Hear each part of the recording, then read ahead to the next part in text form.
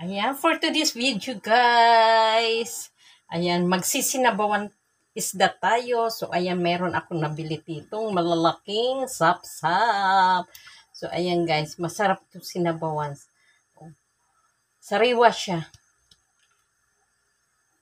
So, ayan, mag-start na tayo. Sarap itong sinabawang sap-sap. Tapos, meron tayong ricado dito guys. Ayan. Kamatis, sibuyas at luya. Lalagyan ko siya ng tandan. So, ayan, lagay na natin. Hindi alam ng asawa ko yan. Ayaw niya ng tanglad.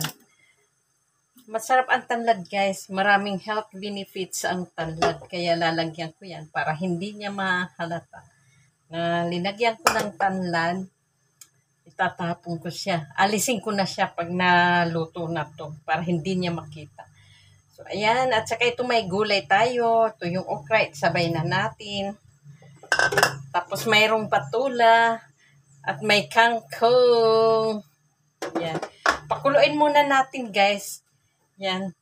Yung, pakatasin natin yung mga ricado.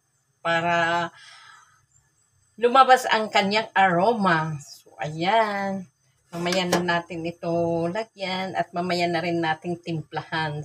So, ayan. Lalagyan din natin ng moringa, dahanong moringa. So, ayan. Gusto ko kasi, guys, maraming gulay.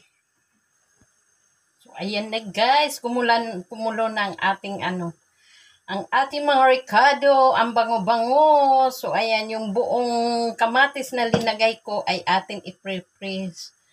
Yan. Dudurugin natin para, lamig kayo. So, ayan guys. Alam ko na kung anong color ang siling violet pag nahinog. Ayan, oh. Nagiging yellow pala siya. Oh. Kaya alam ko na. Lagyan natin dahil gusto ng aking tsusawan ng maanghang. Dalawa lang kasi sobrang anghang yan guys. Hindi ko rin yan, hindi ko dudurogin. So, ayan, atin ng timplahan ng asin. At counting granules. Counting granules lang, guys. So, ayan. Ilagay na rin natin itong fish da. Ayan, guys. Sariwa, yan. Oh. Malaking sap-sap.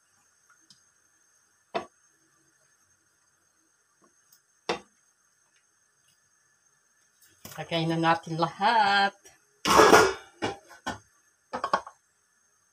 At isabay na rin natin yung kangkong. Dahon ng kangkong yan. Yung talbos. At saka itong moringa. Dahon ng moringa.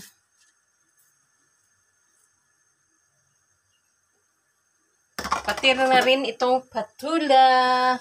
So, ayan guys. Sabay-sabay na natin. Pakuluan lang yan.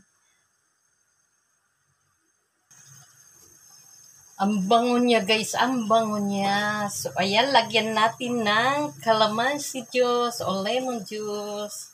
Ayan, para may twist siyang asin.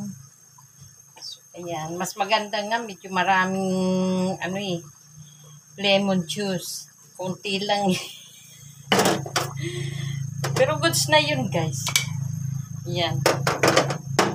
So, ating tikman guys. Yes, ang sarap. Ang sarap ng sabaw. Manamis-namis na maanghang-anghang na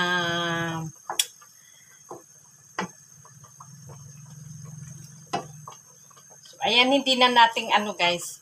Hindi na natin patatagaling pagpakulo. Luto na yan. Dahil yung gulay natin ay malalasak. Ayan, luto na yan guys. Thank you for watching. I love you all, guys. Don't forget to follow and like and subscribe and comment para kayo'y pasalamatan at masubaybayan ang buhay probinsya at buhay bukid. Bye-bye and God bless. I love you all.